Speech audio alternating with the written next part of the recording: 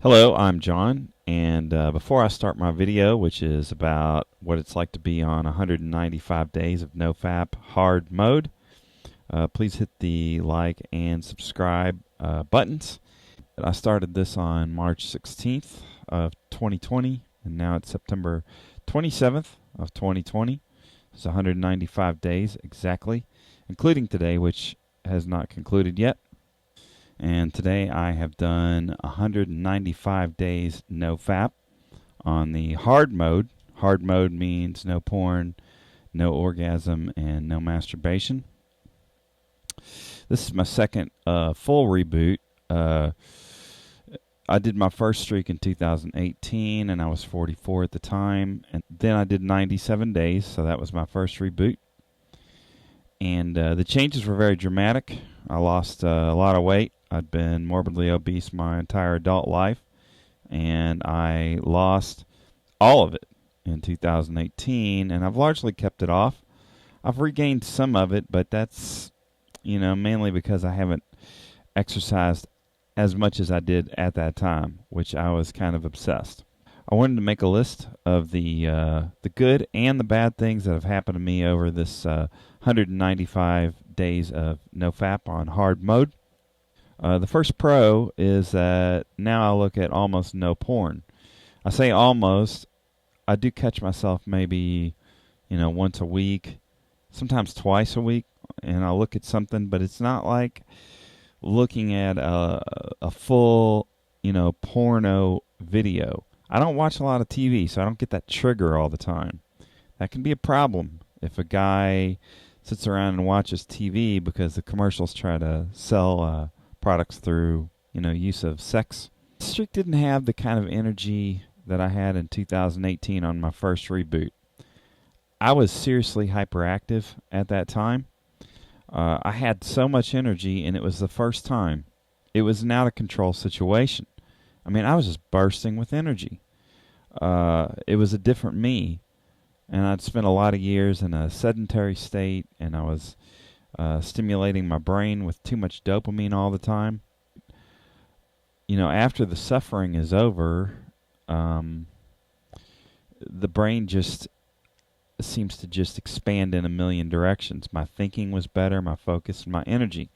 Well, this is my second reboot, and I didn't do a reboot in 2019. I did a lot of time. Another pro is I don't look to P.M.O to solve my emotional problems. And I was always trying to solve my problem by looking for pleasure. And what happens over time is that this makes a person less able of achieving the things that they want to do because dopamine fogs up their brain and destroys their motivation. And then all they want to do when the failures mount up is just keep going back to their drug of choice. Mine was P.M.O, and when you get free of those things, then you start to just say, okay, I've had a setback here. What can I do to problem solve it? Sometimes you can't. If I can, I do. And that's a good, healthy frame of mind to approach life. Is like, all right, here's a problem. I'm going to try to solve it, and if I can't, going to the drug of choice is not going to solve it. If I have to live with some pain or frustration or setback, it's better to do that than to artificially change my mood and to seek pleasure through aversion. A con is that I did experience a lot of frustrations in my life plans, which was to become a musician. Music is where my heart and soul has always been, but it's very, very subjective. It's a challenge. Now, if I were playing in a jazz combo or something like that, yeah. I mean, they, guys my age, they'll take you all day long. Different plans now and realign my goals, but I still continue to record and write music. I enjoy it. Another pro is that I feel free to be me and take risks. You start to feel a lot of freedom to be yourself, and it's mainly because all those barriers that held you back. Mine was social anxiety, which is commonly reported by a lot of people who use P.M.O a lot. Different fears about people. you're broken free from them in a streak when you get off of P.M.O. for 90 days. Something changed with regard to how I looked at people in the world during that time.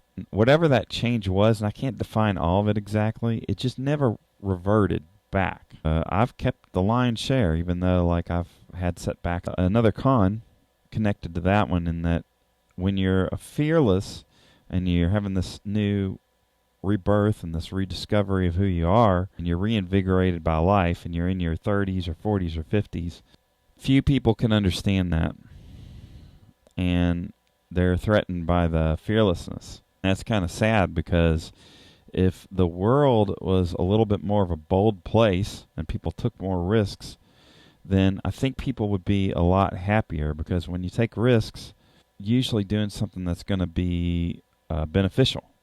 If you're not taking a risk, in my opinion, you're not in a space where you can make progress. They talk a lot in the nofap community about having superpowers with women.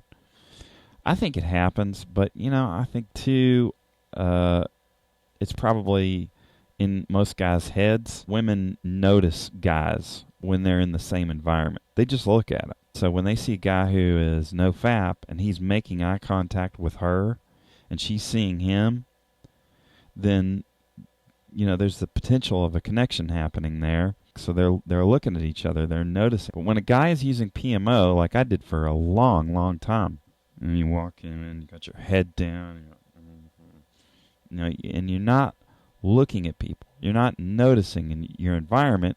Or I was afraid that somebody was going to talk to me, or call me out, or make me do something weird. And I didn't want to get embarrassed or humiliated, so I wouldn't look at people in the eye and stuff like that. But when I lost the social anxiety, and then when I entered a room, the people who were going to notice me anyway, now I'm seeing them notice me, and like they're seeing that I'm there. I'm looking at them, they're looking at me, everybody's all good. The last thing I want to say, and this thing I've noticed is very robust, is that in a streak, I seem to have a lot of time. Everything that used to just take so much time, what happens, and anybody in the Army can attest to this, is you're playing hurry up and wait. So like I'm waiting on this computer, I'll get a mix done, and I'll say I need to fix these 3 things on this song, and I will have to wait for the computer to boot up the program. I'm waiting on the computer to do everything. I know what I have to do. If it was just me doing it, I'm done. That comes from mental focus, because when you're more focused about your tasks that you do, then you go in there and you cut to the chase and you get them done and you're out.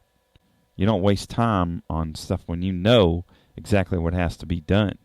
I know exactly what needs to happen. Decision making, you're waiting on other things that are out of your control more than your own.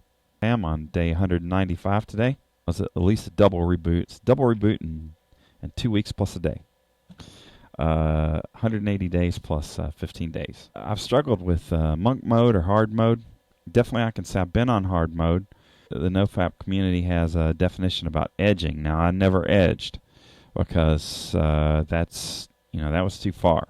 I was more in the monk mode in 2018 during that reboot, because I was just like a fitness fanatic, and I was really getting my calories down, and it was a very spiritual experience for me in other ways too.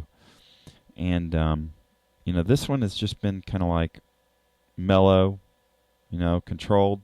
I guess the last thing is my suggestion is if you haven't done a reboot yet, start it. That you do it one day at a time.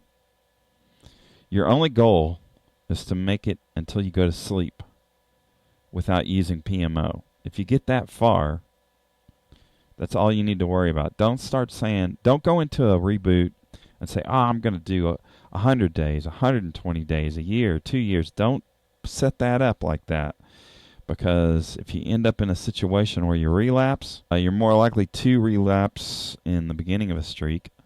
And once you get to 30 days, you've got momentum, as been for me. Because I didn't get to 30 days too often in 2019. It was a lot of stop and go. But I got 170. I think it was 178 days in 2019, so that's cool. But it wasn't a reboot in there. It's all broken up, one day at a time. Don't set up huge expectations. And the last thing is if you're with a partner, it's going to be nearly impossible to do a reboot, because you guys will want to have sex probably before the end of 30 days. Cycles, they're in a down cycle, they're in an up cycle. And if you get into an up cycle and everybody's happy, you want to be together, it's just going to be, especially if you love that person and you enjoy your time with them, and you can't have sex with them, and you're not really certain about what the benefits of no FAP are, you're going to be undermotivated, and in a situation of temptation, you could give in. If you're single, you got a huge advantage, is that you can stay single during this time. You don't have to date anybody, and if you're with somebody and it's not, going to be permanent, you can just let go of it to do this reboot. Because when you come out, you're gonna have a different outlook on life. You're gonna think better. You're just gonna feel better about your life. If you wanted to lose weight, you do it in a reboot, you can get there, and you're gonna be motivated to get there. There's a lot more motivation in a streak or a reboot. I kind of use those words interchangeably. A lot of benefits. There's a lot more. If you got any questions about how it's going for me that are more specific that I didn't cover, and like and comment and subscribe. So I'm John, and it's 195 days of no FAP. Be blessed.